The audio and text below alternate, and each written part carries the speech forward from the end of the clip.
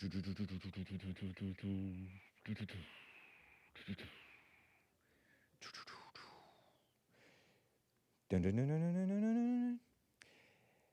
it is about 9 a.m. here in Los Angeles, and it is Tuesday, the 6th of January, AD 2025. Happy Merry Christmas to the Armenians, like I said. Armenian Christmas, or Orthodox Christmas, or I thought I saw somebody in the live chat say theophany earlier. I don't know. Nice.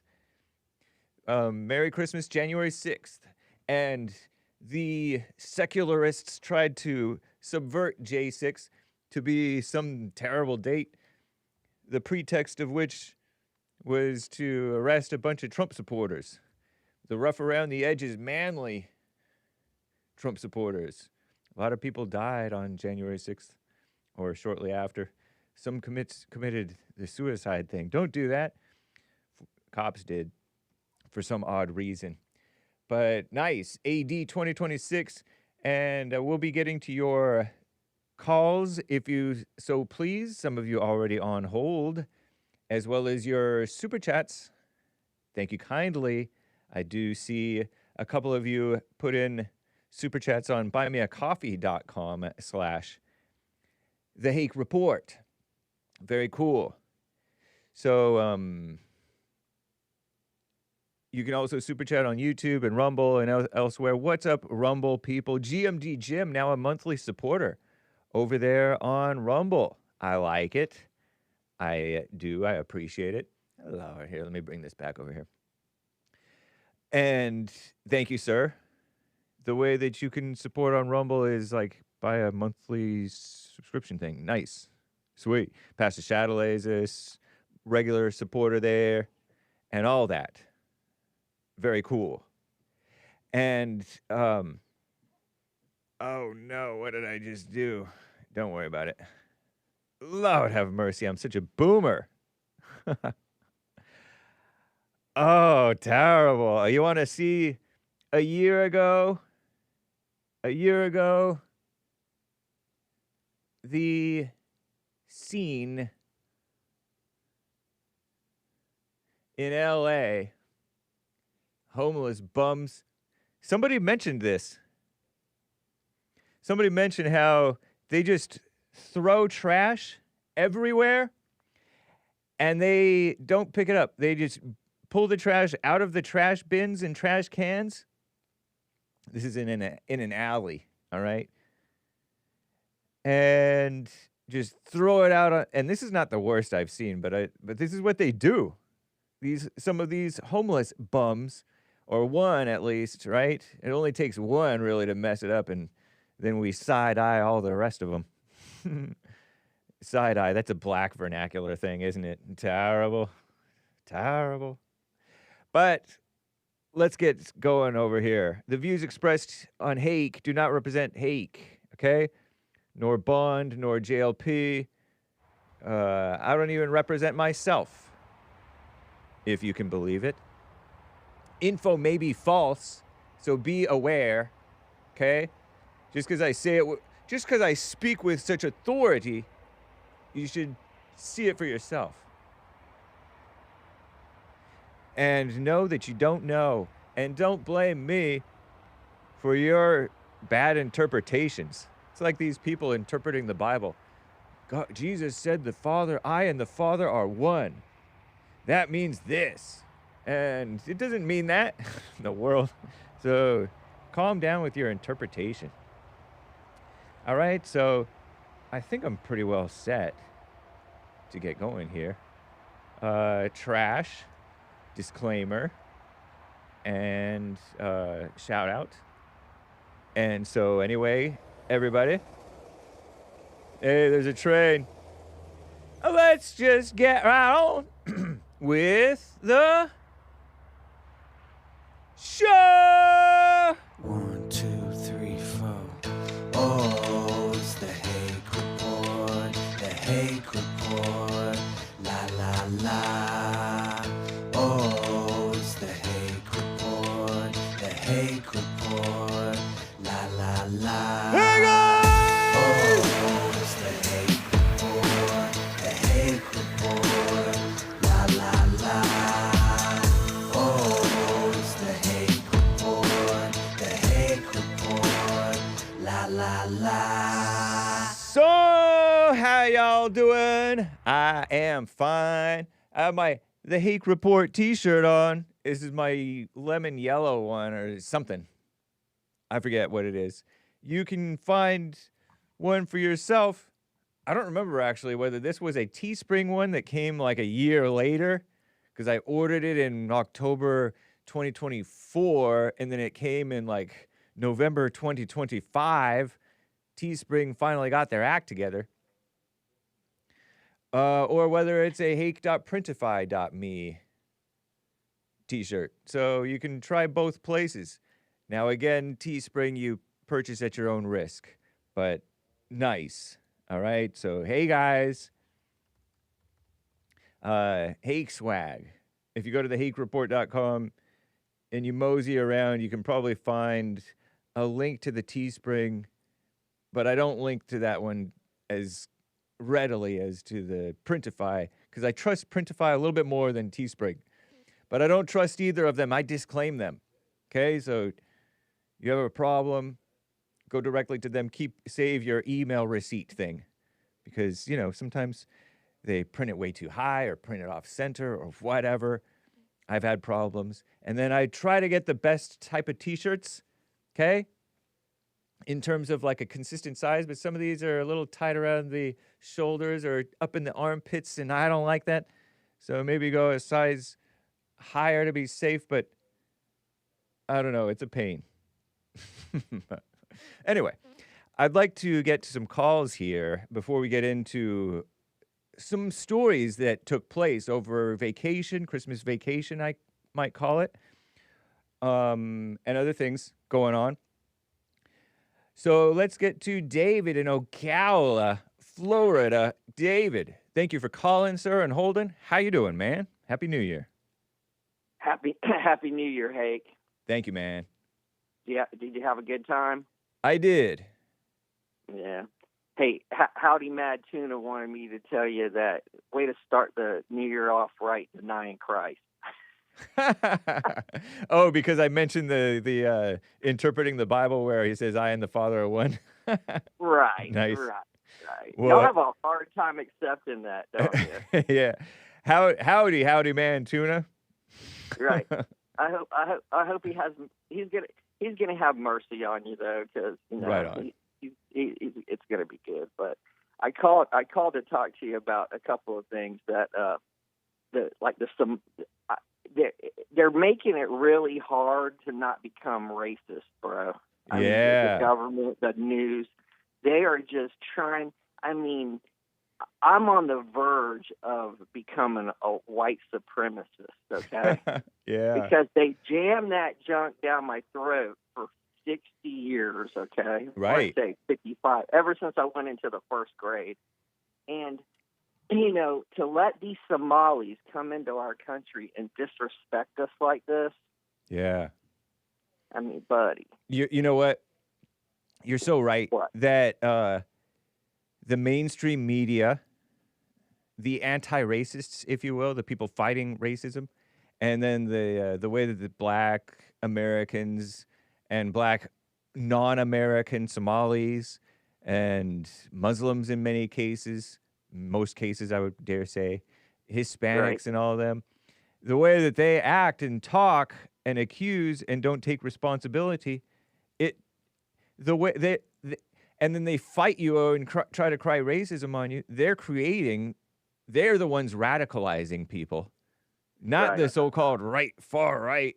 No, it's they themselves who are radicalizing people. Yep. Well, God said that He was going to turn them people over to become reprobates. Okay. Yeah. And a prime example of a reprobate is Whoopi Goldberg. But I'm just glad that the President Trump described them Somalis the way he thinks of them, that they're just dirty, nasty people from a dirty, nasty country. Yeah.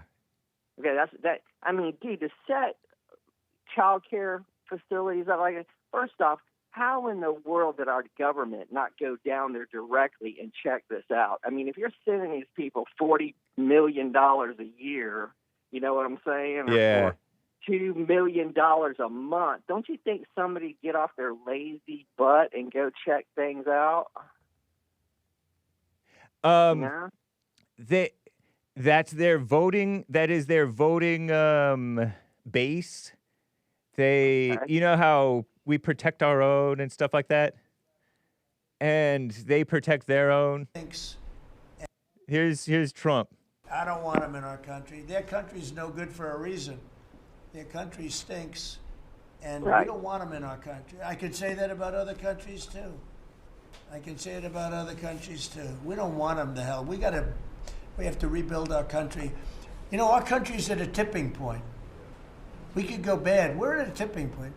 I don't know if people mind me saying that, but I'm saying it. We could go one way or the other, and we're going to go the wrong way if we keep taking in garbage into our country. Ilhan Omar is garbage. She's garbage. Her friends are garbage. These aren't people that work. These aren't people that say, let's go, come on, let's make this place great. These are people that do nothing but complain. Yeah. They complain. And from where they came from, they got nothing. You know, they came from paradise, and they said, this isn't paradise. But when they come from hell, and they complain, and do nothing but bitch, we don't want them in our country. Let them go back to where they came from and fix it. That's a fact. That's the greatest president of my lifetime, okay? I don't want them in our country. Yeah, totally, man. Totally. That is why I really appreciate him, is because and that was so real. That was not playing to the crowd. That was being real. Yeah, he's not reading a prompter. Right. Okay? That's coming from his heart. Yeah. So what has happened to this country, man, is we've let our government, you know, rob from us for, you know, really they've been robbing us for like the last 50 years, okay? Yeah. All right. And, you know, they take 25 to 50% of our money and just give it away. I mean, dude, we could all be living a luxury lifestyle, okay? Every American in this country, if we wouldn't have let all these people in and the government didn't rob from us, we'd all be living like kings, man, okay? Yeah. But then with them giving our money away like this, like, watch this. Do you realize that your state gets $24 to $37 billion a year for homeless, okay? From the federal government? Yes. Were you serious? Yeah. Did you say 24 billion? Something like that? Yeah, to 37 billion. They try to cut it down now, but in the last few years and everything like that, that's how much money they've gotten. And most people don't realize that $1 billion is $1,000 million.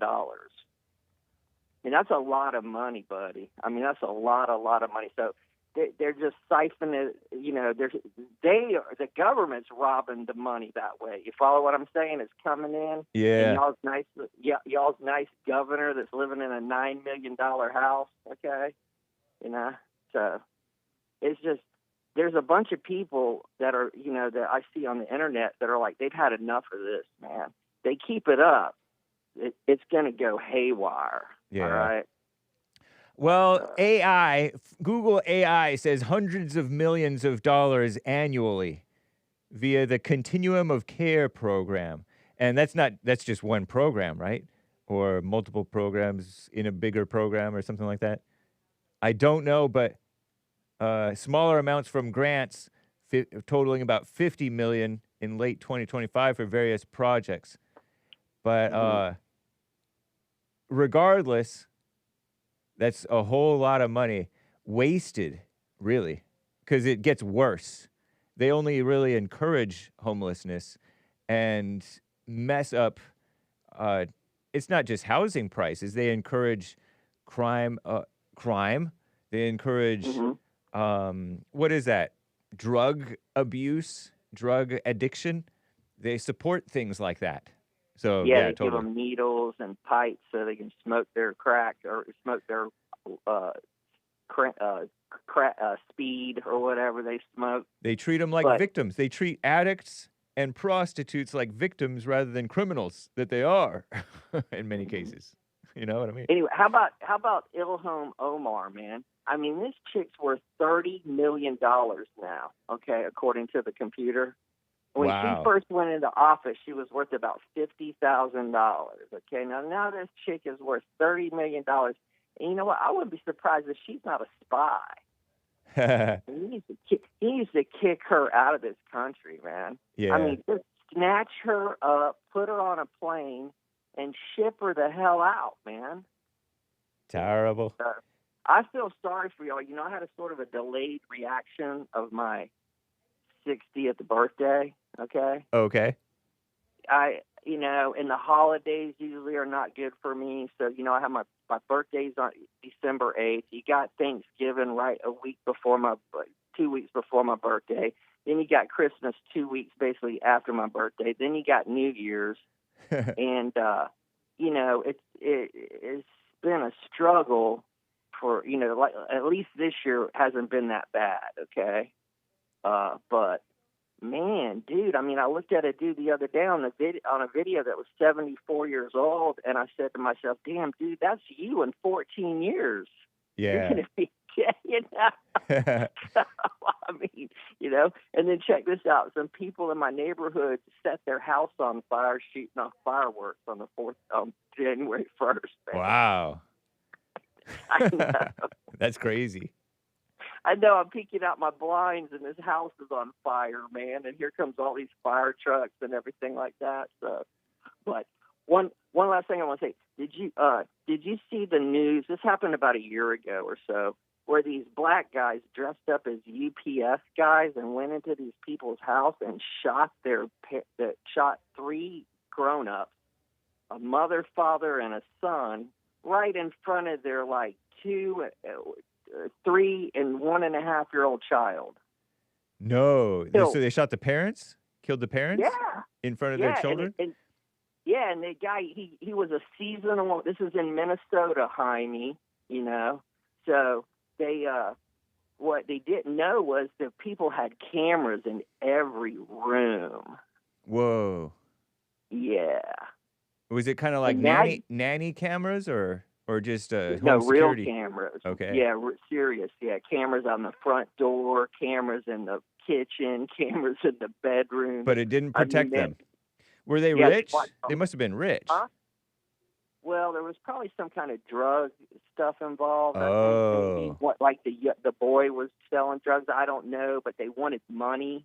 And when but they yanked the woman off her bed with her children, okay? And that's she's crazy. Screaming, don't hurt my children and all this and that. And they capped her, okay?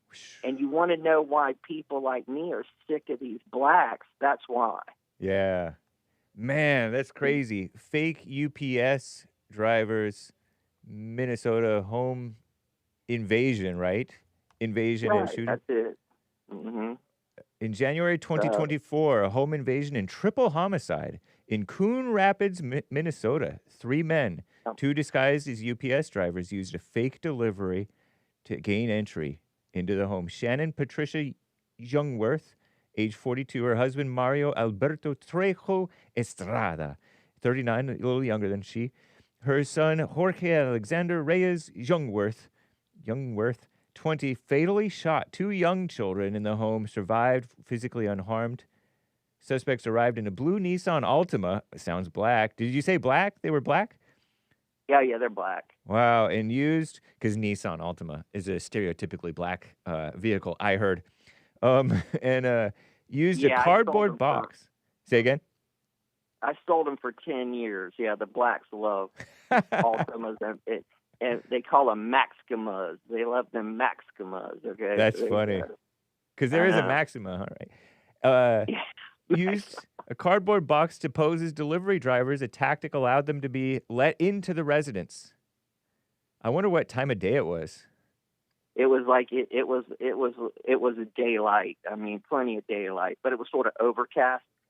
Okay. It was they almost didn't go. They started to turn around to walk away because the people didn't answer the door, and the sun went to the door when they're about 3/4 out of the property, and they turned around and came back. Wow. That's how good a footage they got on this thing. Man, that's so crazy.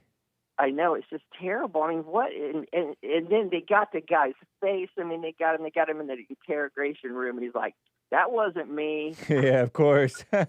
And you know what? They say it so kind of convincingly if you're prone to believe lies, if you're kind of a sucker, which I kind of am, you know? They're like, oh, maybe it wasn't him. No, him. It makes you like willing to deny reality alongside them. It's so crazy how just brazenly people lie. Sorry, I'm laughing. It's not funny. You know, the people, like, the videos of these black women getting pulled over in these cars and getting jerked out finally because the cops are sick of their junk, so they just yank them out of the car and arrest them. Yeah. You know, I feel sorry for these normal brothers, okay? Yeah. That aren't messed up in the head. They got to deal with their sister that's like this, okay? You know, like they come over on Thanksgiving and, you know, it's always a fight, okay? Yeah. You know? And something is just wrong. Now that I'm 60 years old, something is wrong with you black people out there, okay? Right. Not normal black people like William III, okay? Right. But the rest of you people out there, okay, y'all better, you know, think about how messed up your race is. Yeah. Totally, man. Okay. You know, one other thing, man, we really dodged a bullet with Tim Walz, man. I mean, what a disgrace. Right? Guy. That's so crazy. And he's in it so bad that he can't even run for re-election. He's quit his re-election bid. He's governor, I guess, first term. And imagine, in his first term, wow, how is he for his first term? I think it was his second term, dude. I'm not sure, but I think. So how many terms does he get? You're right, because I imagine it's a 4-year term. Yeah, because he was governor, I thought, during the George Floyd thing, when he referred to, you know, go after Derek Chauvin or something. Mm-hmm. So, wow. How about this judge that let that Muslim off turn the case over, the guy that embezzled $7.2 million, man? They finally bust somebody up there for that crap, for Medicaid fraud, and this woman judge, Sarah West, overturns the verdict. I'm not familiar with that one. Is that over in Minnesota as well? Yeah, I think so. Sarah West. She overturns this case, $7.2 million in Medicaid fraud, and he was like I'm pretty sure he's Indian too. He's, you know, some kind of Pakistani, frickin' whatever. They're all the same. Okay? Yeah. Does it show?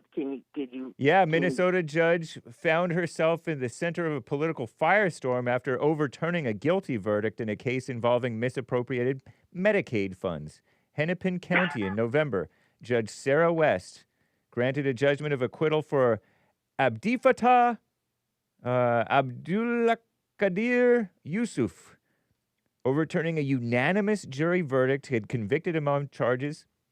Oops, I spit. Connected to a company he owned involved in the $7.2 million fraud case.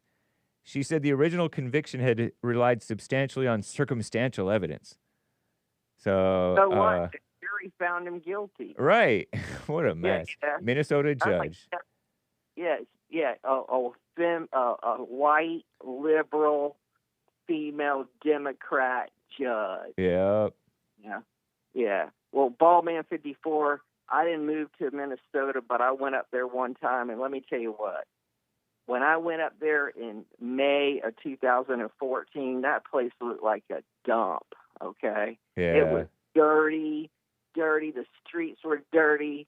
The whole place was dirty. And I said to myself, if I had to live up here, I'd just go drink some antifreeze and go lean up against a building and I freaking pass away. That's crazy. No, That's how nasty that state is, dude. Crazy. When I was there, okay, I wasn't there when all the birds in the springtime. There was still ice on the highway driving into Minnesota in May. Okay. Wow. Yeah. So, well, hey, listen, man. Thanks for having me on to talk about this. Okay. Yeah. I hope you have a really good year this year, and I hope everybody, has a good year, and just don't put up with these people's crap no more, folks. Put your foot down, okay? Right on, man. You're in a Walmart and some black woman starts going crazy. Tell her to shut the hell up. Wow. I'm serious. That's where I'm going, man. I'm out. Now I know what these ornery old people were like when I was a kid. Now I know why they were ornery and angry somewhat, because they just got fed up with it. And that was back in 1980. Yeah. I mean, I can't even imagine these people when I was a kid that were like 65 years old, people I knew that were 65 years old back when I was 15. Yep. I can't even imagine what they would lose their living, loving mind. That's so true, man. Things have changed for the worse in so many ways in our culture and values, so-called values or lack thereof. And it's happened every single generation, A lot of these changes people think are for the better, but they're for the worse. Well, look at Obama with Obamacare, okay? You can keep your doctor.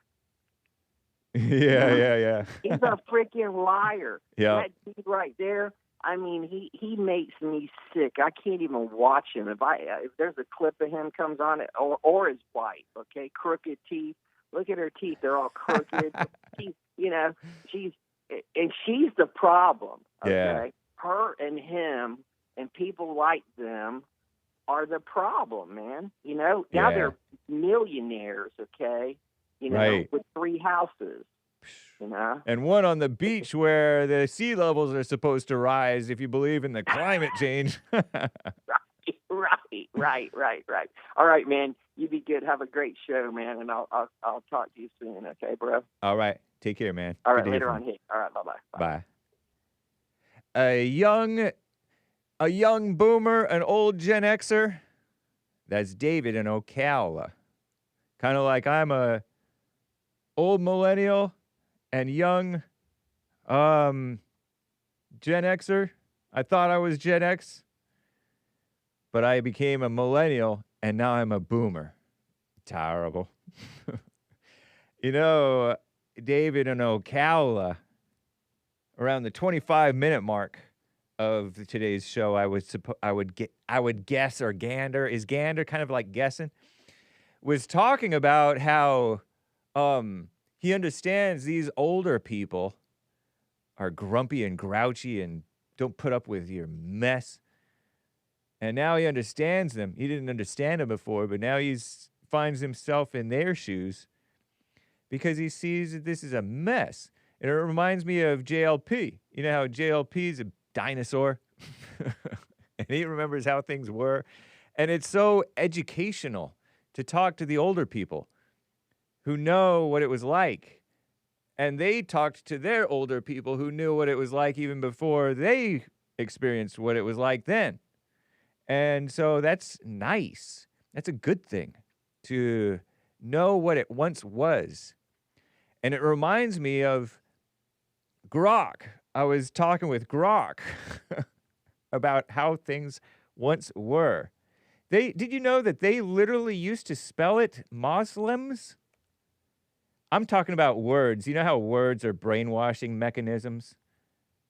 And I'm kind of a grouchy boomer myself, right? The Hake Report. I'm very, people might call it sort of autistic. Let's see. Yeah, here we go. And it doesn't matter that much, but I'm like, they used to spell it Koran, Koran, in school, when I was in school, in the 80s and 90s, as a kid. And now they're kissing up to the Muslims is dominant in the 2000s, the 2010s, and the 2020s. They spell it Quran. And I like to pronounce it correctly. You know me, I like to pronounce things correctly, or the way that they pronounce it. partly to mock it and have fun, playful mocking, respectful mocking. But, you know, if mocking can be respectful. But all in good fun, and I like the sound of other languages. I like other accents. But I like to spell it Koran. Any other spelling feels like it's kissing up, like I'm surrendering to the brainwashing. The shift you're noticing from Quran, common in the 80s and 90s, says Grok, school textbooks, newspapers, and general writing, to Quran, Quran. Now the dominant spelling in most English media, academic works, style guides is real. Not primarily about kissing up to anyone. Not primarily about kissing up, claims Grok. But Grok doesn't know. Grok, what do you know? You're just an AI. Because Grok is an AI, right? It's liberal. Because all its sources are basically liberal. Intellectual. It's a gradual change in how English transliterates Arabic words driven by efforts to better match. Split their infinitives there, which is okay, I hear now. To original Arabic pronunciation. Arabic has two different k sounds that English doesn't distinguish. A regular k, like kite, and a deeper uvular, hopefully that's not a bad word, k sound. It's from the back of your throat. Qatar. You know, I like to pronounce it right. But, yeah, so they're saying that it's not... In the 80s and 90s, Quran was still very widespread. Around the 90s, early 2000s, major style guides and publishers shifted. The AP, the evil Associated Press, un-American, anti-Christian, officially switched to Quran, Quran, in 2000 to prioritize closeness to pronunciation, blah, blah, blah, blah, blah. And some of them even put Qur''an. The apostrophe showing the glottal stop. Glottal, I guess, means Quran. It's fun. It's fun. So anyway, but look, Muslim, it used to be the right spelling. I never knew that. And then it used to be Mohammed. And now it's Muhammad. I learned that spelling later, since working for the JLP show, that, it actually has an AD. But Mohammed was how it used to be spelled, and now it's Muhammad. Muhammad. And did you know that Chinese, their pinyin thing, Beijing, was once Peking? Like Peking duck? I didn't know that was the same thing. Who knew? Well, thank God for Grok. Grok is like my friendly old man who can tell me how things used to be a little bit. Nice. Kiev, another thing. In 2022 and 2014, they started shifting Kiev, K-I-E-V. It used to be spelled that way in mainstream in America. Now it's K-Y-I-V, which is the Ukrainian preferred pronunciation because of politics. Because they feel sorry for the Ukrainians, which I do too, you know. I'm a little liberal. Instead of Kiev in Russian, it's Kyiv or Kyiv in Ukrainian with the softer V sound. Kyiv, whatever. Nice, huh? And there are other ones. Bombay was once what Mumbai is. I didn't know that. India dropping the colonial era English. Burma became Myanmar post-junta changes. Well, that one is a little less obvious, I guess.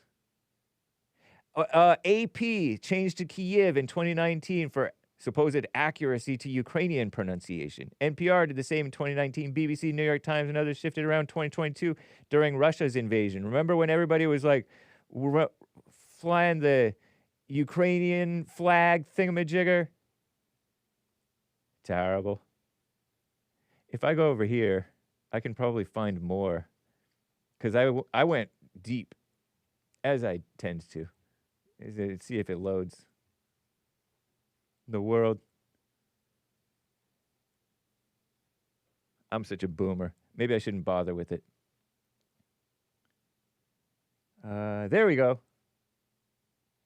Yeah. Go away. How do I... Oh. Boom. Never mind. It's not important.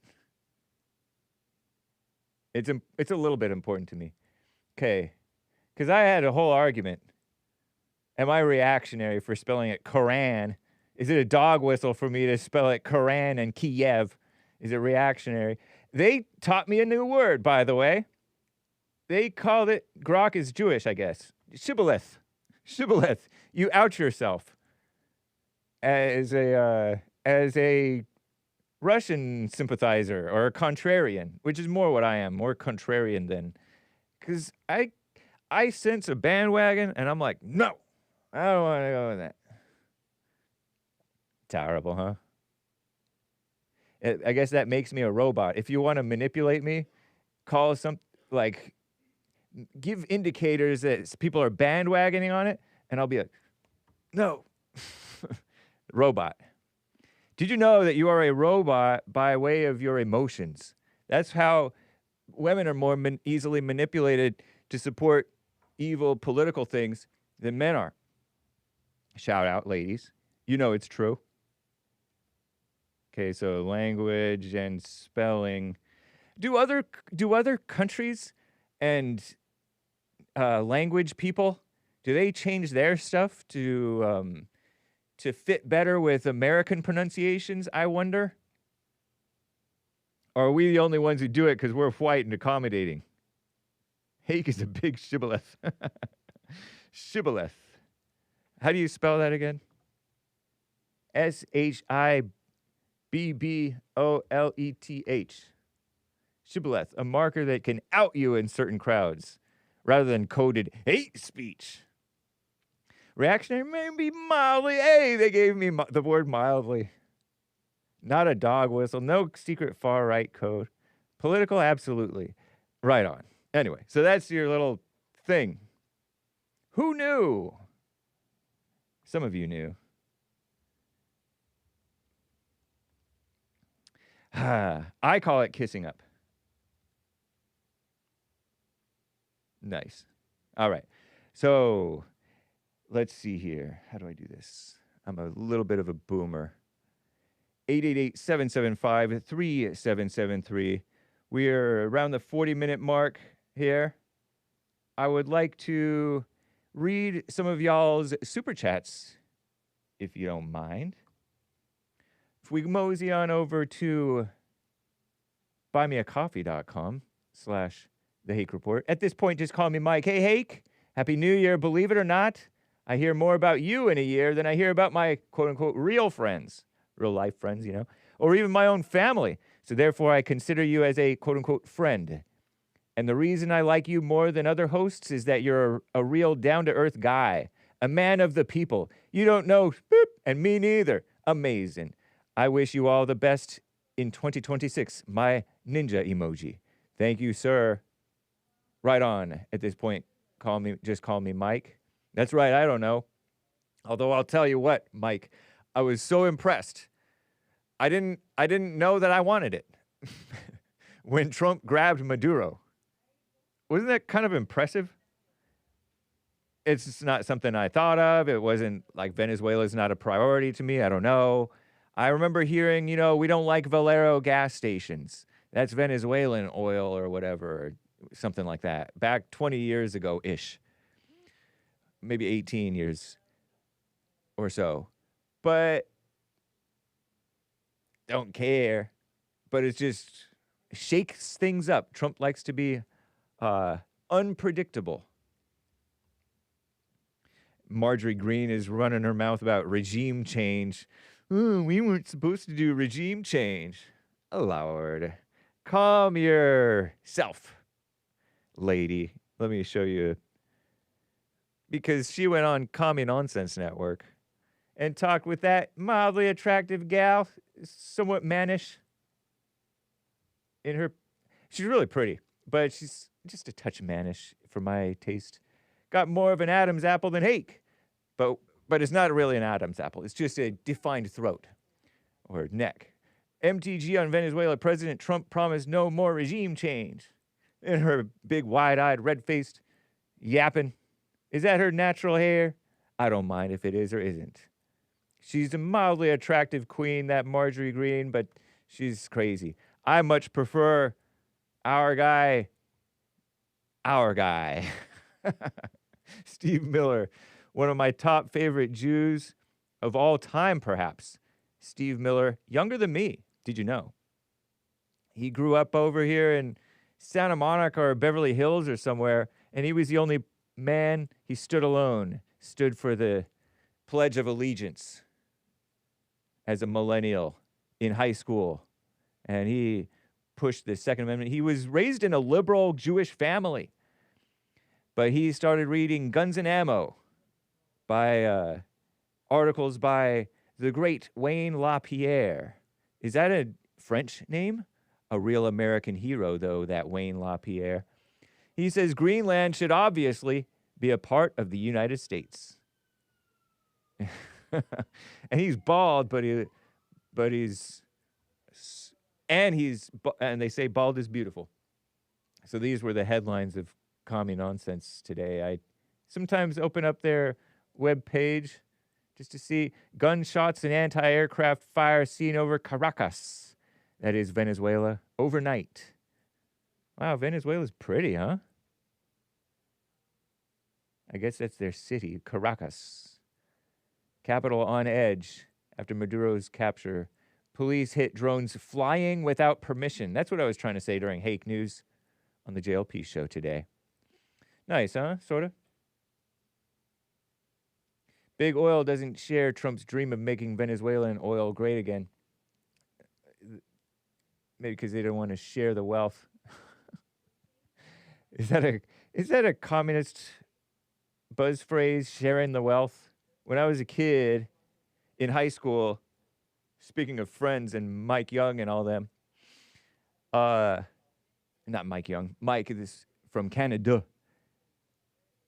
When we would have like a I don't know, Pizza Hut, the breadsticks with the marinara sauce, share the wealth. Just freeloaders, shameless freeloaders. Terrible.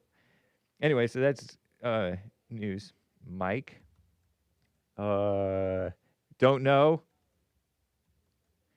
MTG, Miller, and share the wealth. Also on buymeacoffee.com/The Hake Report, Carver says, "Sup, Hake, I was being a beta yesterday since it was my last day off, so I decided to take a midday nap. What a weak excuse for not sending my coffee, huh? Laughing with sweat. My bag, or is it bad?" Thank you, coffees from Cesar or Cesar. You're under no obligation to send me coffees, Cesar. I always appreciate them, but I won't think, or if I do, that's my fault. I won't think twice if you suddenly stop or don't for a period of time or whatever. It's kind of like people who go to the gym and then they fall off and then they are too sheepish to go back to the gym. Or it's kind of like people who don't want to go to the dentist because they haven't been flossing their teeth properly. They may be brushing them most days or half the time or whatever, but they don't floss. And then they're too ashamed because they haven't been flossing, so they don't go to the dentist for like 10 years. There's people like this, I suppose. So don't worry about it. People don't hardly notice. Women might notice because women are more nosy and judgmental. I'm invited by my friends to go out sometimes. And sometimes I have that pull that wants to, that people-pleasing pull. Oh, it's hard to say no, you know? But I'm thinking, you know what? My friends don't care. I don't care if I invite my buddy somewhere. I don't care if he goes or not. Mostly, right? But then these gals, sometimes they invite you. and you think that they're like your regular friends, the guys, and then they block you if you don't go for like a month. Crazy, huh? And it's not even like a boyfriend-girlfriend situation, but they just judgmental, some of them. Some worse than others, obviously. And there's males who are judgmental like that, too. But anyway, Cesar, thank you, sir, for the coffees, as always. Nice. Let me double check over here. I neglected to open up my YouTube video so that I can track if you guys thank you, sir, for the coffee. Give through here. This thingamajigger. Oh, sure enough. Wow, I would have missed it. Cuckoo G Ow says, hi, Hake, just wanted to wish you a happy new year. Thank you. Cuckoo G Ow. I think that's how it's pronounced. With a, shall we dox? Shall we dox what this is? To USD. SGD. Singapore dollar. 2 Singapore dollars. Nice. Thank you. SGD is Singapore dollars. Thank you, Cuckoo Jiao.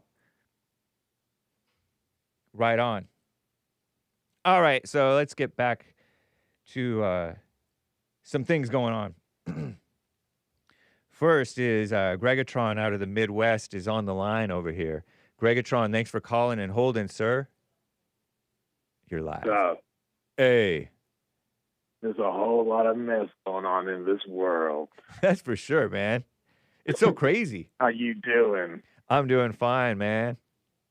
Good. Happy New Year to you. And to you. Thank you. Yes. How was your New Year's? You do anything special?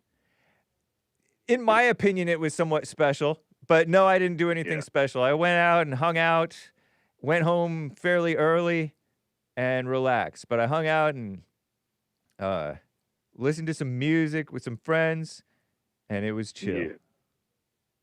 Nice. Yeah. It was good to catch up on some rest, that's for sure. Yeah. It was much needed. That's right. Yes, sir. So what do you think about this Nick Shirley stuff?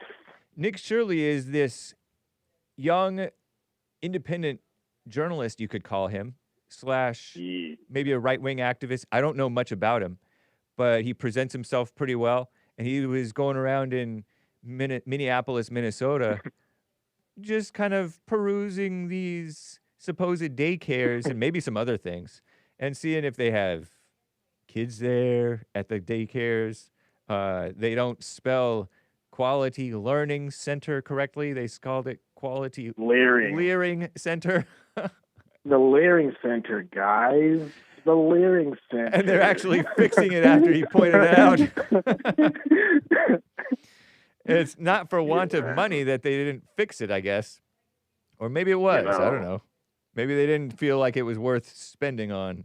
I wonder if he noticed it or if nobody noticed it or what. Because there's an error on this bond sign because our motto is rebuilding the family by rebuilding the man. But one of our decorator guys, he set up this thing and he put rebuilding the family, comma, by rebuilding the man. I'm like, no, it's not supposed to be like that. But we didn't fix it. But anyway, I don't know. Yeah. How embarrassing. Yeah, man. Right on Nick Shirley, and he's being called racist, and I saw him getting cussed out. This is my introduction to him. Apparently a Somali man went and confronted him. Oh, you're trying to provoke a hate crime or something like that on Somalis. All your comments under the comment section of your video is racist people talking mess about us. And he just started losing his mind with anger and judgment, trying to accuse him of doing what he was doing. And he said, "You're not welcome here." The Somalian man is telling an American man that the American man is not welcome in Minneapolis. Exactly. Get asking around. Here. We Americans like things to be right. Yeah. And that guy was behaving that way because he knew he was in the wrong. Like, he knew the lid was being blown off that place. Yeah. And all eyes are on them, and they're being exposed. Yep. So he couldn't help but be nervous and afraid, and that's how people lash out when they're scared like that. Because now the whole country can't help but to see it. It's like all eyes on them now. Yeah. But I was calling because to say, so people like you and Tim Shirley and JLP and others, like, you guys have real power, and you might not even realize it. Like, Nick Shirley, he's just this normal guy. Right. Like, he's not rich. He doesn't work for Trump. He's just this kid with a camera who started from just, I guess, the ground up. But he's just this normal dude. He's not like super right wing.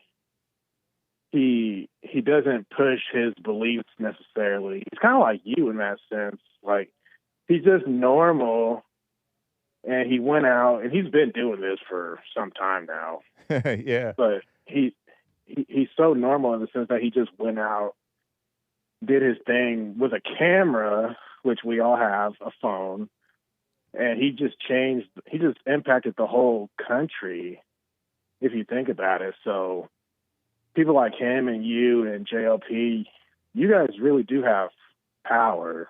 We all do, to be honest. Yeah. Think about that. Good point. Just by inspecting and being honest, a 23-year-old young man out of Utah, Farmington, Utah. He was an amateur vlogger and prankster at age 16. Like you said, he was just a YouTuber guy. Yep.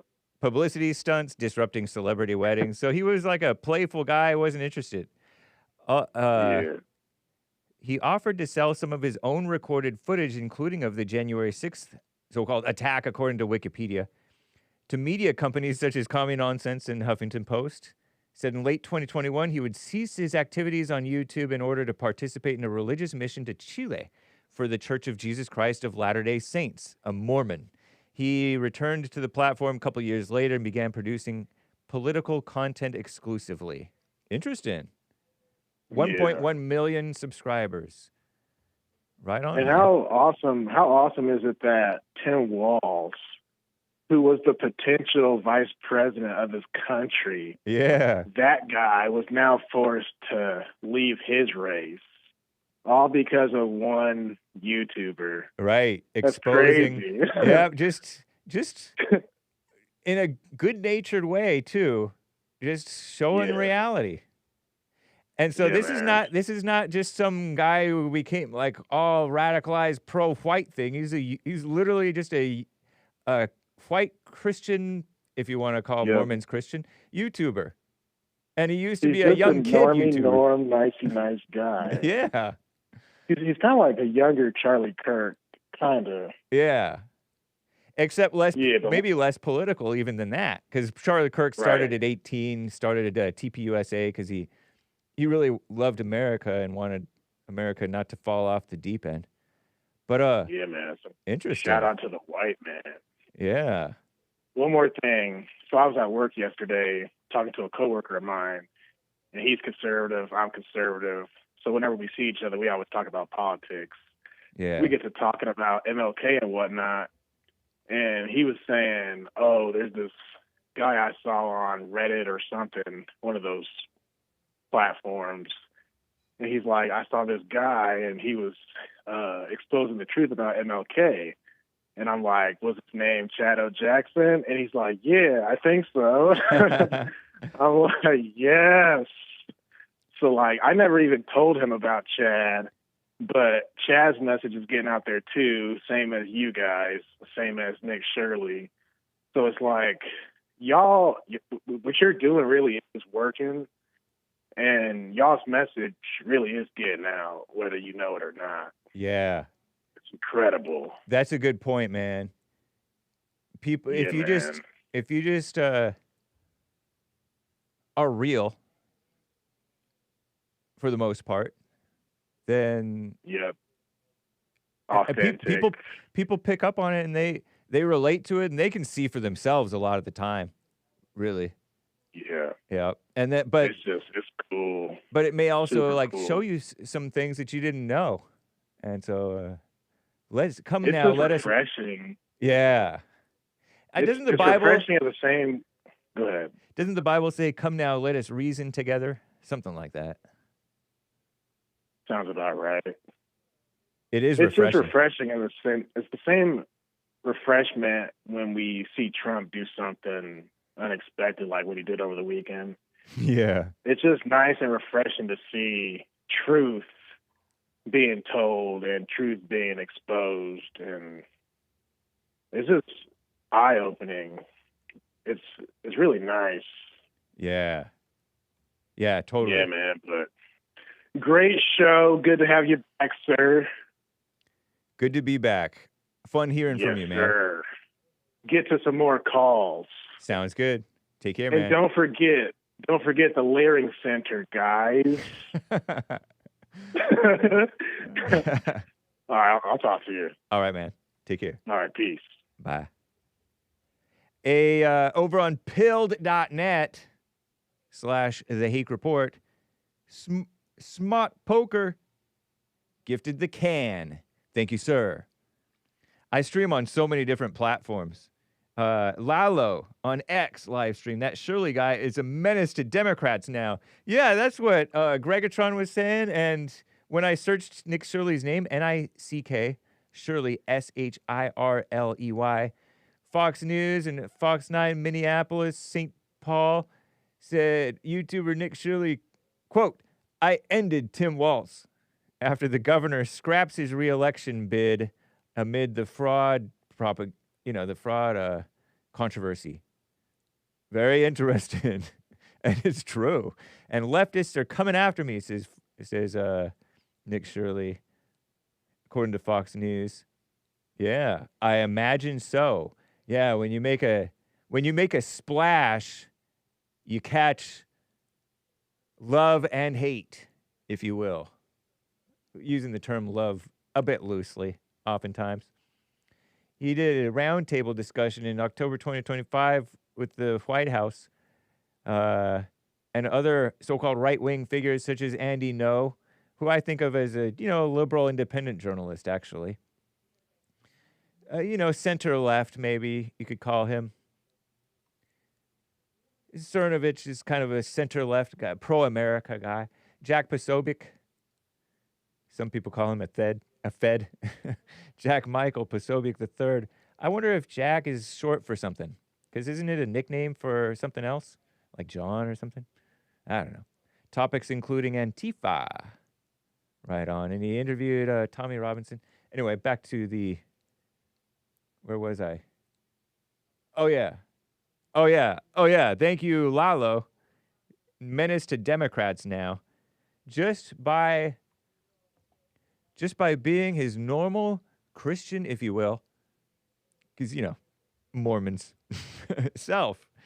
A better Mormon, a better Utahan than the white young man, capable white young man in his early 20s also, who took out Charlie Kirk, I'll tell you that much, redeemed the name of young white Mormon conservative Christian men in Utah. Right on. Shout out.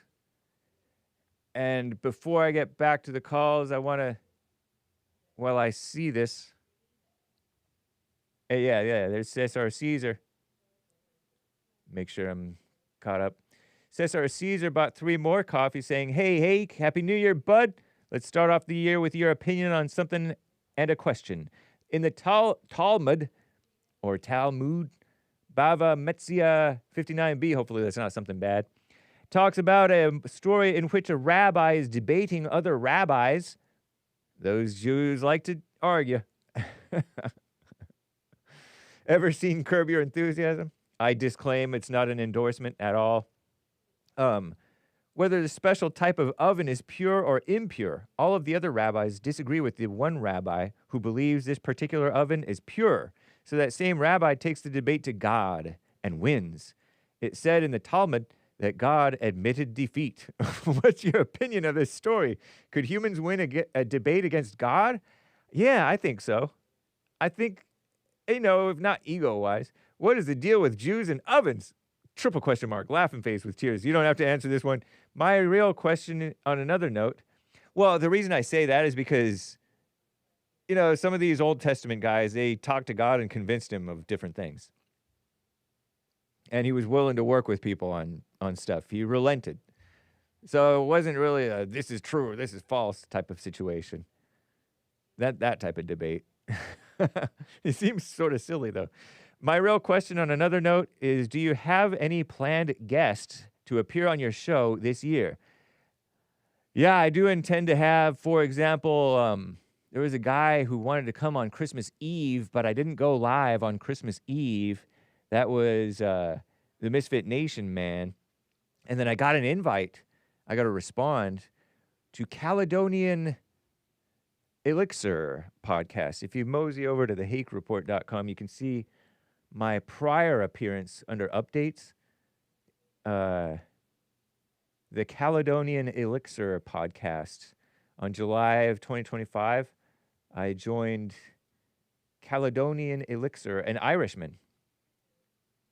I believe he is, for a podcast. And he interviews a bunch of different people. A serious man. I think he's Irish. I don't know. He sounds so tough and manly. But check it out. I hope to return. He invited me back on. So I look out for a Hake appearance, TBA, to be announced. And maybe what you could do is subscribe to the Caledonian. I think that literally means Irish. Caledonian. Lord. Refers to Scotland. Oh, Lord. Sorry, Scottish and Irish. Scotland. I'm Scottish, too. People say, oh, you're Scottish. Scottish are annoying. Maybe that's why you're annoying. Your sense of humor is annoying. How embarrassing. I'm glad I looked that up. Scottish, Irish. What's Mexican, Salvadorian? What's the difference? Right? Chinese, Japanese, Vietnamese, Thai. What do I do? Filipino. What's the difference? Kidding around. The Roman name for the ancient territory north of Hadrian's Wall, inhabited by Celtic tribes like Caledonii. Pardon me if I'm butchering the name. Used poetically for Scotland, which I'm part Scottish. One of my grandmas was Scottish. She's no longer Scottish because she went to heaven. Fingers crossed. Anyway, it's probably not Christian to cross your fingers. Caledonian sleeper train, blah, blah, blah, blah, blah, blah, blah, blah. Nice. Where was I? Oh, yeah, yes. I was talking with them. Yeah, guest on someone's show. That's all, man. Have a great rest of the week, everyone. Tan Dominican, I think, celebration hands. Strong Dominican tan light skin arm. And tan light skin black Latino thumbs up. Thank you, Cesar or Cesar. Very nice. All right. As GREGGATRON commanded, we shall get back to your calls. We're at the top of the hour here. I want to talk with Jaime in Minnesota. Jaime, thank you for calling and holding, sir. Happy New Year. Yo, what's going on, Hake? Hey, Happy New Year. Thank you. Hey, I wanted to talk to you about that thing that happened in Minnesota that Dave from Ocala was talking about. Which thing that happened in Minnesota? The killing, the murder. Oh, yeah. So like a year ago, a former UPS employee committed a committed a heinous act along with a couple of bad hombres. Wonder if I still have that. Did I close? Ah, darn. Yeah, that's so crazy, man. Yeah, so I dug a little deeper, and it turns out the victim, the male victim, the older one, 39-year-old guy, he's from Mexico, and he was under investigation. And one of the reports that I saw, he had purchased a storage unit, and the lease came up, and the investigators went in and looked around and found sealed bags of marijuana, and they found swabs. They did swabs and found traces of methamphetamine, fentanyl, and other drugs. Wow. And in that this guy, home. No, not in the home. In a storage unit that he had bought. That the perpetrator, the alleged or the convicted perp. No, the victim. Oh, the victim. Okay, sorry, I was zoning victim. out. I was looking up this story again. So there's nothing saying that these guys knew each other personally, but the guy that was killed, the older man, he was a drug trafficker. So the man who was 45 years old or however old he was, 39. Oh yeah. So Shannon Patricia was older, and Mario Alberto Trejo Estrada, 39, was drug trafficking. You're saying? And they had found a lot of money grams in one of the storage units going to Mexico. So not only was he selling the drugs, he was sending the money to Mexico too. Okay. And so Alonzo Pierre Mingo, the 39-year-old perpetrator, owner of the Nissan Altima, had recently was a seasonal UPS employee until early January 2024, shortly before the crime. And I don't know if he was convicted or if he just finished out his seasonal stint, because seasonal employees aren't necessarily fired, right? But convicted on 8 murder counts and sentenced to life in prison without parole. 8 murder counts for a triple homicide? Maybe, I suppose. Wow. And then a couple of other accomplices, Demetrius Trenton Schumpert and Omari Malik Schumpert. And they are expected to be sentenced in January this year. And the perpetrators of this crime, they've all had prior convictions. Wow. The 2 older ones, they had gun charges. The oldest one, he was a felon, and he got busted a bunch of times with a felon in possession of a weapon, of a gun. He wasn't supposed to have guns, and they caught him with a gun, and they convicted him with that in the past. Yeah. And even the youngest guy, who looks a mess, he had priors too. Driving while revocated. They revoked his ability to drive, and he just kept driving. Oh, and wow. other things. Yep. So bad hombres. They were all bad, but the victim was a known drug trafficker. So this was probably drug related. Yeah. You know, the woman was a white woman. And she had married the Hispanic guy. Right, had 5 kids with him. Wow. So she knew what was going on. Oh. And it is sad, you know, you never want to see that kind of thing, but... Right. But they married a Mexican man. What are you going to do? Yeah, and not just any Mexican, a drug dealing type of a Mexican guy, according to if your reporting is accurate. Wow. And I didn't find any reports on whether this guy was legal or illegal. Right. Might have to do a FOIA request. Yeah, they don't.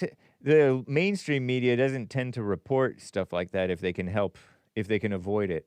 Maybe maybe Fox News might. They're kind of mainstream and liberal now, but they still might look into it a little. Mess. But this was a targeted attack. Yeah. Not just anybody, you know. But don't trust UPS or who else? Amazon or Uber Eats or anybody. Or But also, people dress up as like painters and electricians. Go ahead. You had asked about the cameras and whether they were rich because they had cameras everywhere. They had a bunch of cameras everywhere because they were dealing in drugs. Yeah. And they might have been somewhat rich because they were dealing in the drugs. So you had you were familiar with this then? No, I never heard of it before. Oh, so you looked it up over the course of just this show then? Yeah.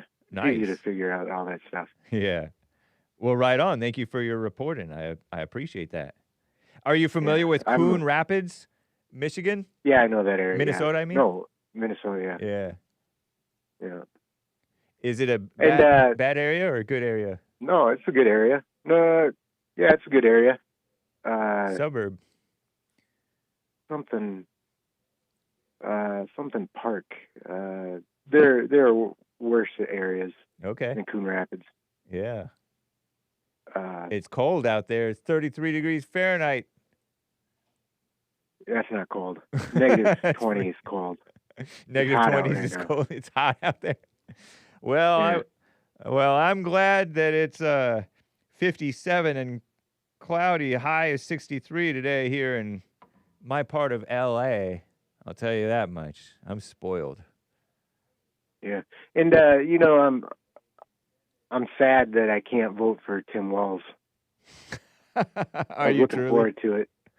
Yeah. Were you gonna vote for him just out of irony and laugh about it, or what? Well, I was thinking, about the Republicans in this state. They didn't do anything either, so they're talking out both sides of their mouths. Yeah. The Republicans were just as complicit in this, and it's not like those whistleblowers only went to Mr. Walz. All right. Yeah. Any of these government officials could have known, could have found out. Right. And there are plenty of complaints to go everywhere. So the Republicans didn't do jack either. So I would have voted for Walz. Wow. Just out of spite. Yeah, because forget these Republicans. Spite for Jesus, of course. Yeah, godly spite. Godly spite, yeah, not spite for Jesus, but a godly spite. That's right. But now we've got Amy Klobuchar, who's just as equal a mess. So I'll still have a chance to, really stick it to these Republicans. Yeah. Yep. And as for me, as a black Somali woman who owns and runs a daycare, I'm offended by Trump's words. Where he called some of these people garbage. We're bringing garbage into our country. People who just do nothing but complain and B-word. And nice. So you're a Somali woman with a daycare. Very enterprising. I'm a black Somali woman, yeah. Well, and, I had thought about it, and we're already in a commie-socialist government. This is already a commie-socialist That's true. country. I just woke up to that recently. What woke you up to that? Just kind of the numbers, how, a small percentage of taxpayers pay for everybody else. Okay. And no matter how hard you work, you always have to pay for them. Yeah, it's kind of light, commie socialism light. Uh-huh. A guy can work really hard and save up enough to get out of it. Not get out of it, but to do really good for himself. Right. But you're always paying for other people. That's right. And instead it's of so real much capitalism. Yeah. That's what where people don't just walk down. That's why people don't realize they try to pretend that capitalism hasn't worked, but capitalism isn't what we have. We have socialism. It's sort of commie capitalism, but you're right. It's commie socialist, where I mentioned to Jesse, and I heard Bill Lockwood make the point. You own a home, you don't even own your home. If you don't pay say your state or the government, federal government, I don't know, has a property tax. If you don't pay that so-called property tax, they take your home. They may even throw you in jail. Let me stop you there. Property tax is local. Okay. So local means state or federal. Oh, so it's the city. No, local means your locality. Yeah, your city or county. Really? Yeah. So they're the ones that are screwing you, not the state. So when you file your... Like over here in Minnesota, they give me a rebate on my property tax. Uh-huh. Because the local government takes so much. So the state says, well, we'll give you a little rebate. Oh. But to make up for that. But they don't have a right to tax you on your property, do they? Or am I wrong? Yeah, they do. Look at the Is mayor, that socialism? Mamdani. Is that commie socialism? Well, yeah, they take that money and they might do something with the roads, but a lot of it goes to the schools. That's what I heard too. And those schools are no good. Yeah. So, yeah, Happy New Year. You're wearing the same frying pan. Yeah. And don't worry about New York. We're all the same. It's all the same. It's just they just put the proper label on it, you know? Yeah. You know what I mean? We're already in the socialism. Do any states have property tax? They all do. I heard Florida is offering to try to get rid of property tax. Okay. I believe it was Florida. So at the state level, there are states that do have property tax on top of the local? No. I assume what Florida is saying is they're going to try and work with the local governments to get rid of property tax. Okay. It's a local tax. Maybe it's a state tax and then it's just distributed to the locals? No. Okay. Well, I don't know. I got to go, Hake. Good to hear from you, sir. Appreciate you. Have a good one. You Bye. too. Bye. Wow-wee. Art in Ohio. Art, thanks for calling and holding, sir. Hey, how you doing, man? Doing well. Thank you. All right, let me spit this hot 16 to you real quick, man. So check this out. So you mean to tell me that I didn't remember, like about 7 years ago, I told you I was on food stamps. I don't remember that, but okay. Yeah, okay, when I tell you the story, you're going to be like, I kind of do remember you saying something about this. All right, when I was telling you I was on food stamps, I said when I kept going down there, I kept seeing all these foreigners, Mexicans, Africans, Somalians, and I said, how are they getting food stamps and they don't even speak English? You don't remember me saying that?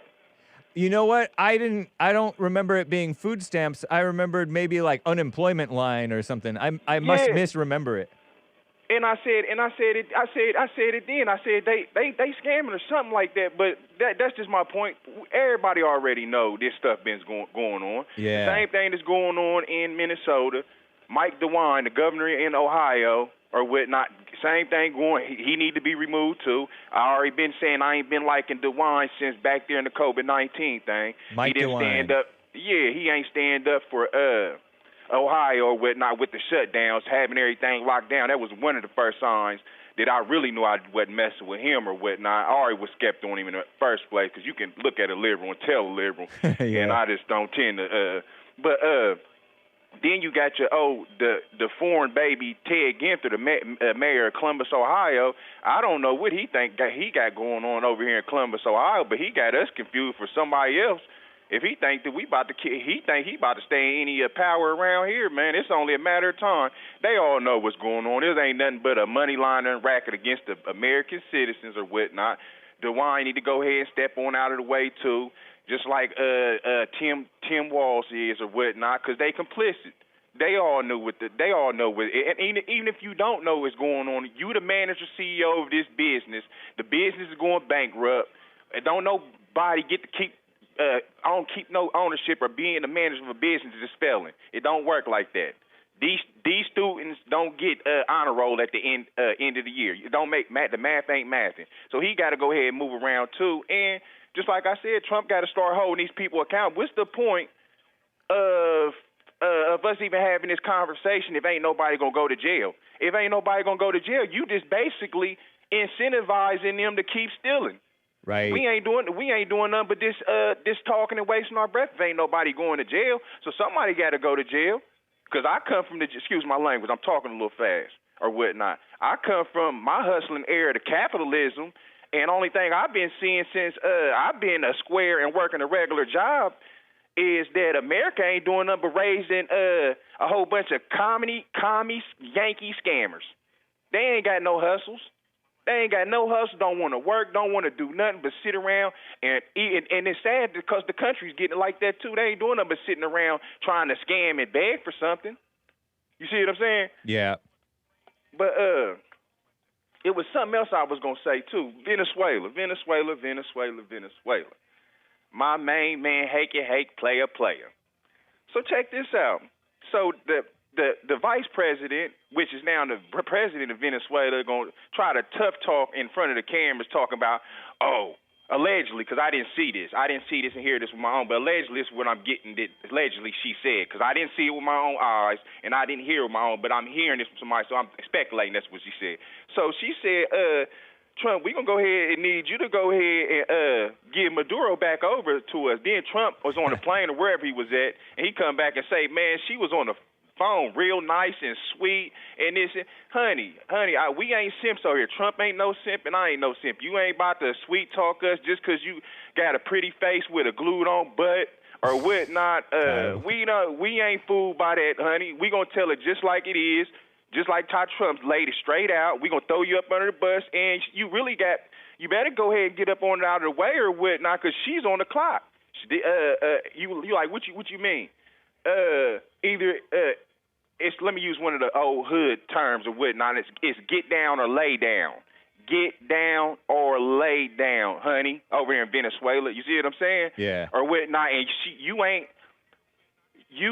how she talking ain't what we trying to hear. So I like Trump and how he had his boys with the big D crew, how they pulled up over there and grabbed Maduro over. And my question to the female president of Venezuela right now, when she's sleeping in bed at night, she better watch her mouth, because Trump had the big D crew pull up, come through her window, and they're going to be standing right there, and that's the big D crew, and they'll snatch her up too. But more than likely, America ain't got to do it because your own people going to do it, because she ain't got the right, she really ain't supposed to be in that position. She ain't nothing really but a DEI hire. Yeah. It's funny how these Maduro has all these women in politics. Maduro and Hugo Chavez. No wonder the communists are all in favor of Maduro and Hugo Chavez, because they're just charming communist dictator mama spirit people who put women in front of them.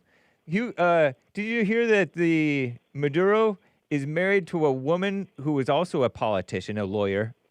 Who, Maduro is? Yeah, and she is his divorce and remarriage. She divorced somebody, her prior husband, and remarried to him. And she's 6 years older than he is. Oh, he's a beta. Yeah. He's really a libtard criminal. He's one of these radical boomer generation libtards or whatnot. Yeah. Oh man. That says it all. She's 6 years older. She a politician over there too. That lets you know everything you need to know about him and her. Yeah. And then so check this out. So I keep seeing these posters whatnot, and they saying, the Delta Squad, they wasn't DEI. Of course, it wasn't no sissy boys out there and no females out there pretending to be men. Of course, it wasn't no DEI hires. So what are they trying to say when they making them posts? You not offending me, the black dude. You see what I'm saying? I'm not offended because the DEI wasn't intended for me. It was intended for gays, liberal blacks and liberal whites, females, liberal white females, liberal black females, and gays. That's what DEI. So I'm not offended when y'all making that post about there ain't no DEI hire people on the Delta Squad. No, because we want the best people. And shout out to my American Delta Squad, the Big D team, or whatnot. All of them made it home fair and square. You know what I mean? We went and did our mission, completed our mission. Did nobody get hurt? So shout out to them or whatnot. Yeah, totally, man. Yeah. Already. Hey, I'll catch you later. And shout out to Trump, man, and shout out to the alpha males, man, because we up a few, man, and we running Venezuela. I'm running Venezuela from Ohio. Shout out to them. Right on. Straight up. Thank you, sir. Happy New Year, tell man. them hey, Happy New Year to you, Hake, brother. I'll catch you later, man. All right. Take care. Already. Yes, sir. Bye. Art in Ohio. Very nice. Okay, so I have to get to Rick in Hampton, VA. Rick, how you doing, sir? What's going on, Brother James? What's happening? Happy New Year to you, brother. Thank you, man. It's good to hear from you. Hey, you too, man. You know, the holiday season this year, man, it doesn't seem like it was the holidays this year. You know, from Thanksgiving all the way to New Year's, like it went by so fast. It doesn't seem like it was the holidays this year. What do you think about that, James? It did sort of fly by, especially Thanksgiving's totally snuck up on me. I think Jesse's it's going to be Thanksgiving this week. I'm like, it is? Something like that. I wasn't even aware of it. That's wild. It just went by so fast, man. I like toward the end of the year, man, because that's when everybody starts, you know, decompressing in a more of a relaxed mode, you know, during the holidays, you know, but just went by so fast this year, man. That's all, but shoot. But what I want to comment on is, you know, with the capture of Maduro, you know, I believe that's a positive thing. It's so funny, man. You know, anything President Trump do, you get the Democrats saying, "Oh, he's going there and just taking somebody out of the country," but this guy's a known criminal, man. Right. He's a known criminal, and if people don't see what the Democrats are doing, they gotta take the welder shield off with the sunglasses. I mean, maybe they just don't care, man. I think might be what it is, that they don't care. I mean, they don't really. They just when you're hateful, when you're mad, you don't care if the issue gets resolved. You're still mad. You know what I mean? You know what? Right.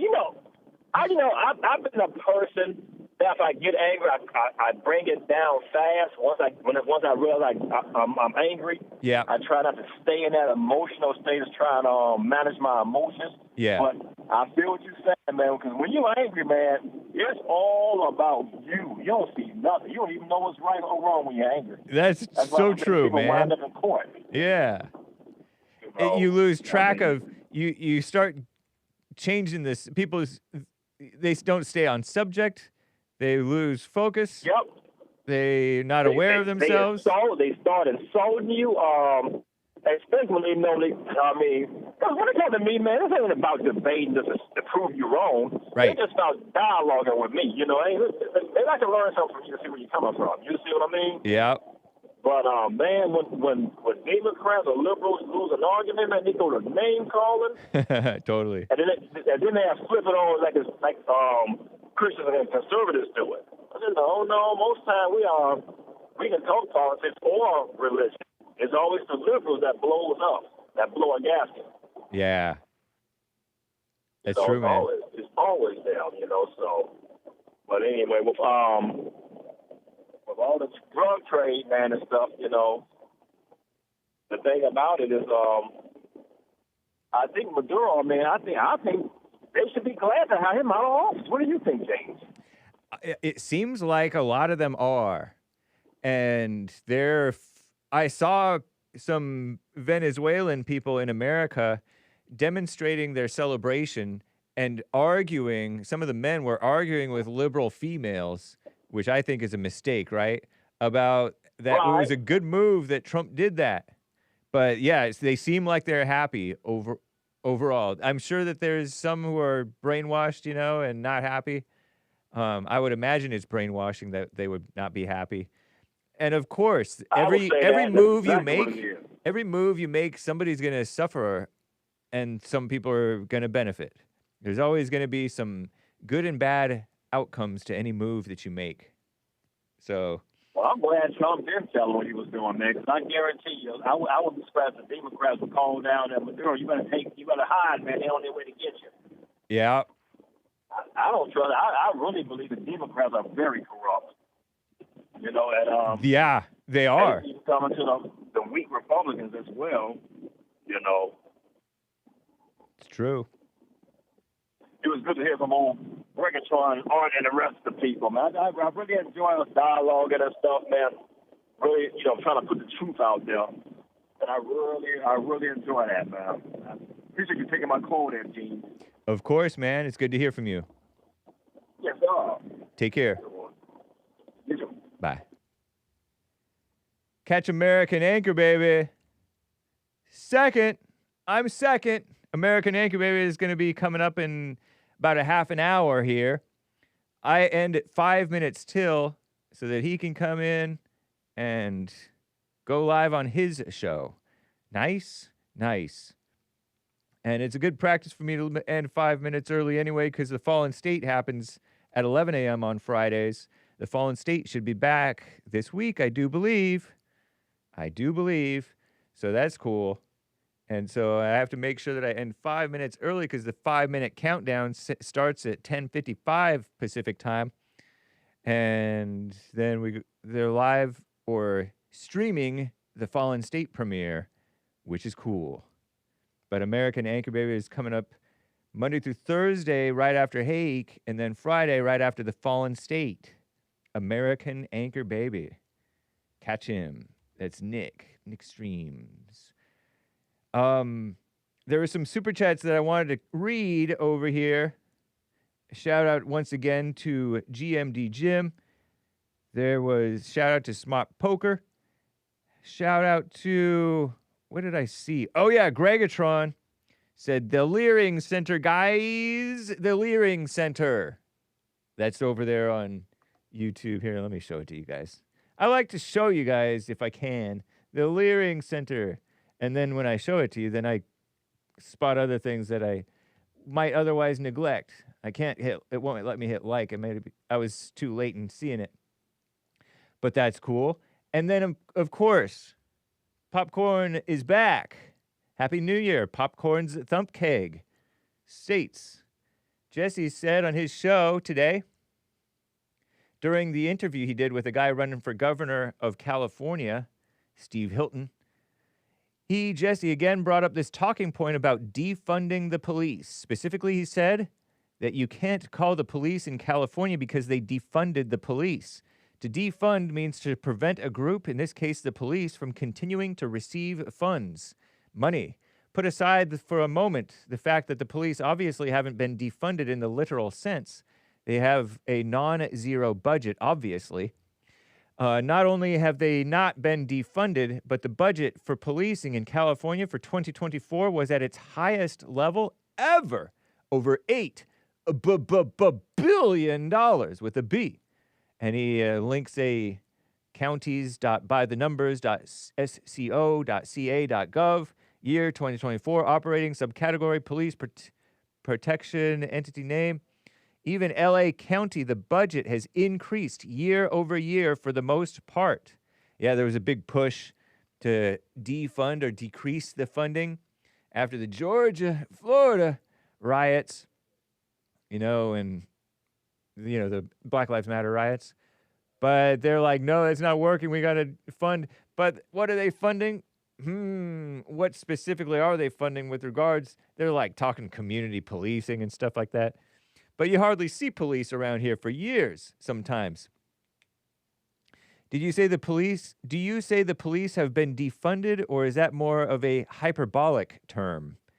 I think that he's referring to the fact that politicians and activists, including politician activists, were for defunding the police, and he's seen that police are a joke,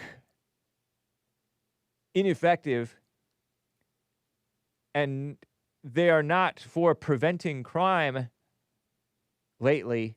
They are more run by the politicians.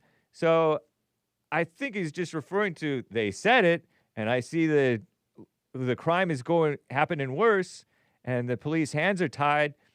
I think that he's just maybe imprecise or inaccurate, but overall the truth of what he's saying is still holds, that the police are not doing their thing.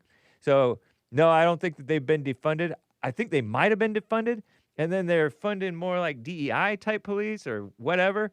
Remember, there was a guy who would have been a great police officer, but he was rejected because he thinks like a normal man.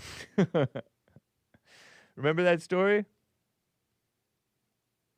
Police can't do their job without getting in trouble. That's moving the goalpost, isn't defunding. I agree. But they're defunding policing, kind of, you know? But anyway, so you're hung up on the specific term defunding the police when the reality is still the same. Just because they're getting all this money doesn't mean that the reality is the money isn't going towards policing. You know what I mean? Popcorn? So you're hung up on the specific word defund when the big picture is the police are not policing. Big picture. It's kind of like Trump. He says this or that. And then the mainstream media is, well, actually, because they're intellectuals, they're actually this. But big picture, he's correct. So that's, I think, what's going on there. But I won't fight with you over it, Popcorn. Because it's not actually moving the goalposts, it's nitpicking his specific phrasing. Because this specific phrasing that you're having a beef with, the results still stink. What do you make of people who say that when the numbers for California don't support the narrative? Does defunding not mean defunding? Granted, they're funded. Jesse is incorrect or imprecise on that, I suppose.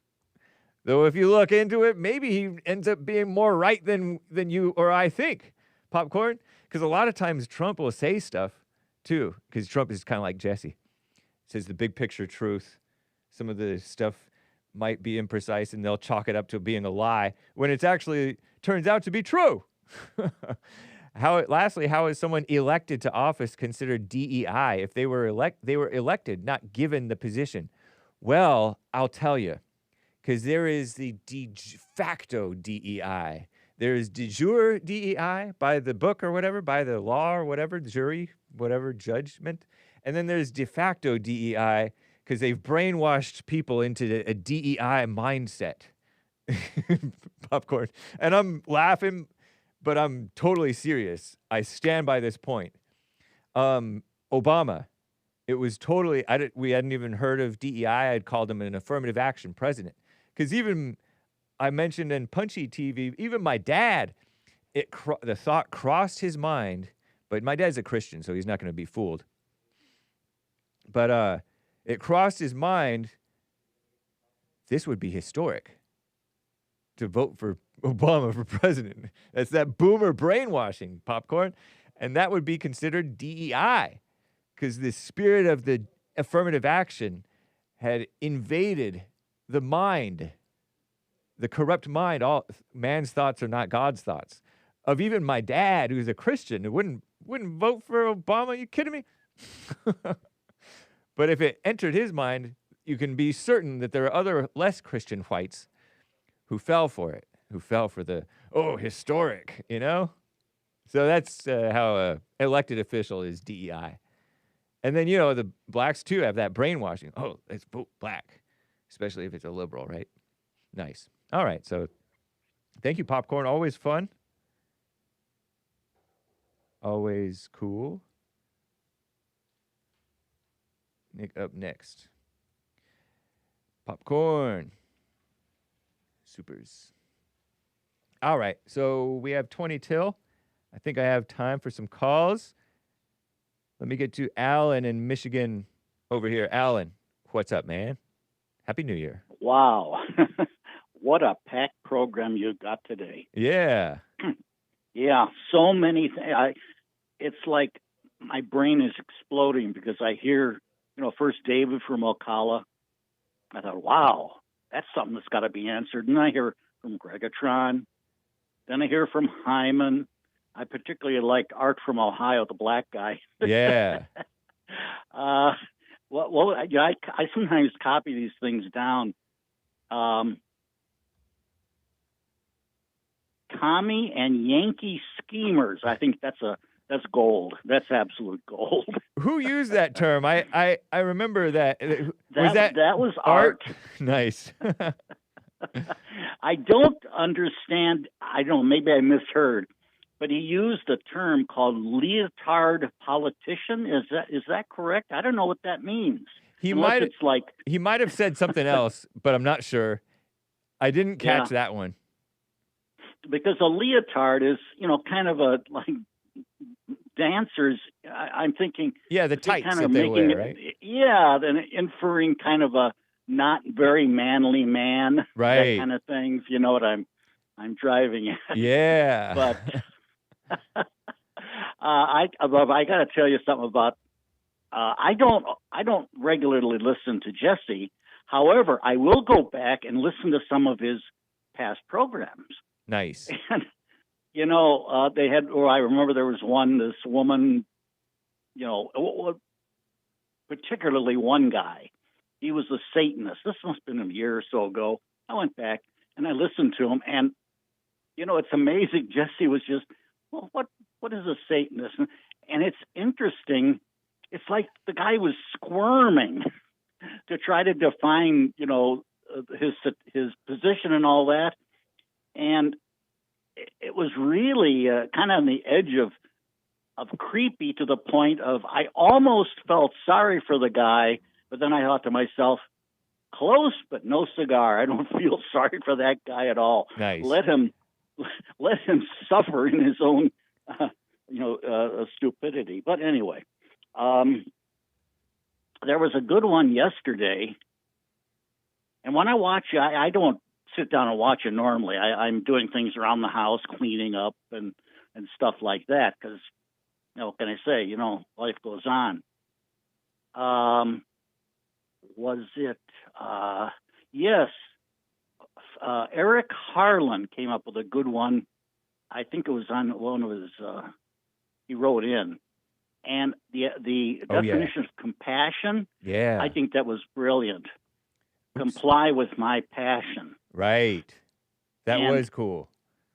And he, of course, it relates to what we mutually agree on about this idea of the welfare for women and that. But that also extends to what is the government doing funding daycare? Exactly. Sorry, that's my outburst. Why? Yeah, why? I kind of thought, like a friend of mine very wisely said, it doesn't take a village, like, Wildebeest says. It's a mommy and a daddy. You're referring to Hillary Clinton. Didn't she write a book, said it's Hillary? It takes a village. Hillary Clinton. Yeah. That's a book by Hillary Clinton. I mean, it's a saying, too. It takes a village to raise a child. Evil. Right. Justifying taking children away from their parents and putting in evil teachers who push the gay agenda, transgender agenda, anti-racism nonsense, and other evil things. Totally. Yeah. And Obama wanted to do Obama and Obama. Go ahead. No. Obama and Biden wanted to do universal preschool and daycare. Remember when you were growing up and when Jesse was growing up, you guys didn't start school, I bet, until first grade. But by the time I was a kid, we all went to something called kindergarten. So it made no sense to me. Yeah. How am I going to my first year of school and it's called kindergarten, and I had already gone to preschool, and then so I went to kindergarten, and then my second year is called first grade? How does that make any sense? But when did they start doing kindergarten universally? It's so crazy. I don't know when it started, but it was kind of stupid. But I was going to add, again, I can be very sarcastic and sardonic, mocking, and I always tell people, guilty. What more could one want from anybody? And okay, let's take this idea of paying women who have babies, out of wedlock. Okay, let's take the premise that that's a burden that you and I and all society must take. So if a woman is on the public dole, and I know that there are people going to not like what I say, yeah, I don't care, then they should be listed as a public utility. Interesting. I mean, if you take that premise to its logical conclusion, of course, in ancient Babylon, they did that. They had, when Herodotus wrote in the 5th century, and this goes back even further, where women were required to go and serve at the temple before they got married, and the men would come in and throw coins in whatever denomination at the woman, and the goddess Mylitta prosper thee. And then they went off and did an intimate thing. Let's put it that way. Let's keep it family friendly. So you're referring to women as being considered, the women were considered a public utility? That's basically what it is. They had to have intimacy with any man, and of course, you know what that did. That made a competition. Men would naturally bid up. Right. A woman who was attractive, and maybe some of these women who were not so good looking, they sit in the temple for, I don't know, weeks, months, maybe years. Maybe they became priestesses in the temple. I don't know the details. I don't need to, at least not on a full stomach. Yeah. So, okay, that's basically what I said. I'm taking up a lot of your time. It's about 1:45, and I want to give some other callers a chance. But it's been a fun-packed program for me. Thank you, sir. It's good to hear from you, Alan. We'll talk again, talk. I hope. Yeah. Hopefully, I'm not calling in that often, but I got a life. Right on. Take care, man. Okay. All right. You too. Bye. Bye. Jermaine in Canada on the line here. Jermaine, how you doing, sir?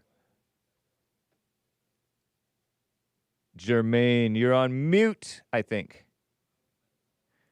Jermaine might have stepped away, or he might be on mute or something.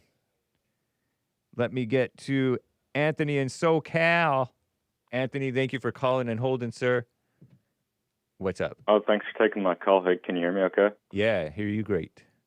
Nice. I want to make a comment about the Mamdani.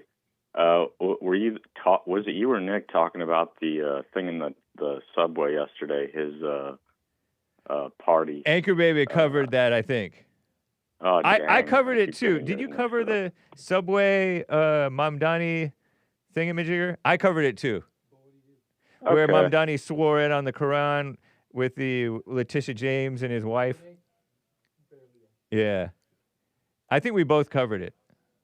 Yeah, I wasn't sure if it was you or him that said, we're commenting on another commenter's opinion that it was like symbolic of the Hamas. Yeah, that was me. Tunnels.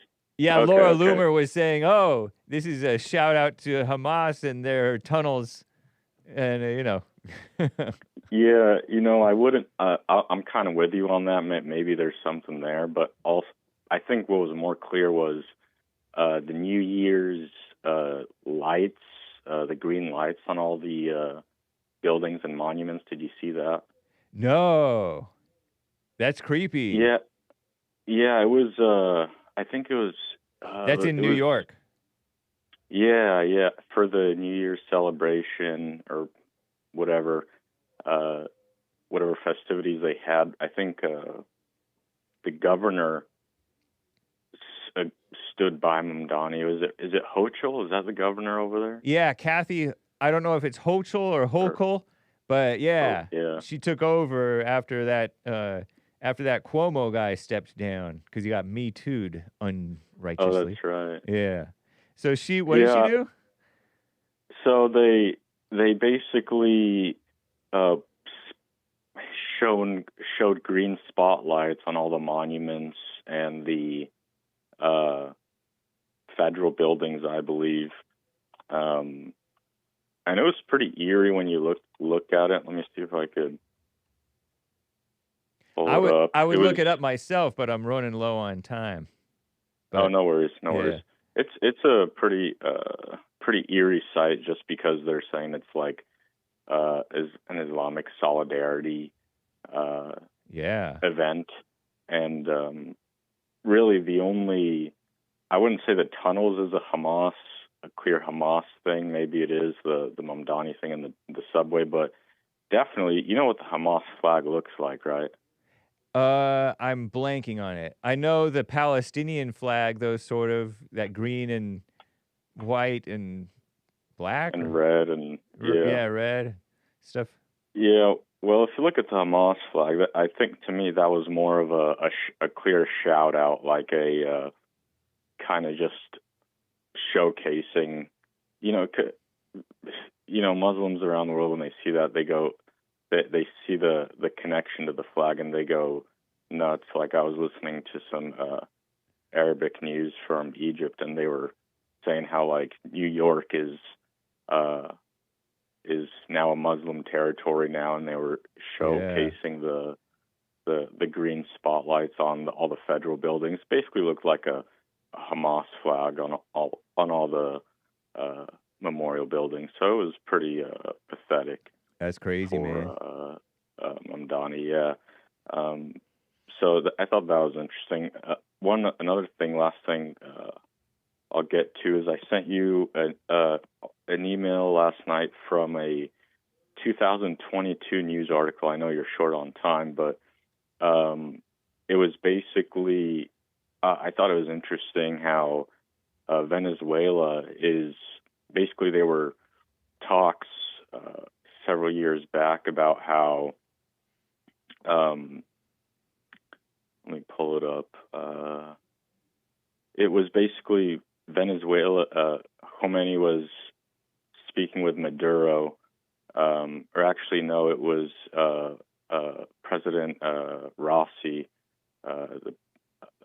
Iran's president at the time. They were talking about how Venezuela, or they were negotiating a way for Venezuela to be a safe house for high-ranking Iranian officials in case anything went wrong in Iran, that they would have a safe house or safe territory in Venezuela. Okay. So I thought it was interesting how, the whole Maduro, which I think was pretty sweet. I got to agree with Art on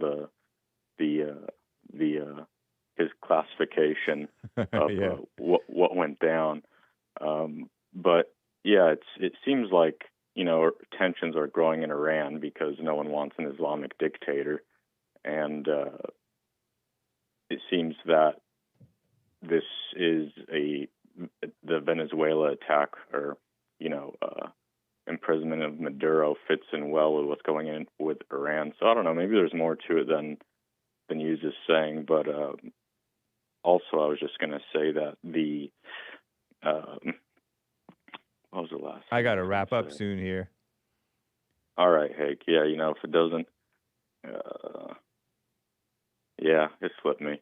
Anyways, check out that article I sent you, because everything you see in the news now, it's not going to talk about the Iran-Venezuela connection, but Venezuela definitely was eyed as a sanctuary for Iranian leaders. So it's kind of weird, but it is what it is. Well, thank you, man. I appreciate hearing from you, sir. We'll talk again, likewise, hopefully. Hake. All right. Yes, sir. Yes, sir. Have a great week, guys. Take care. Bye.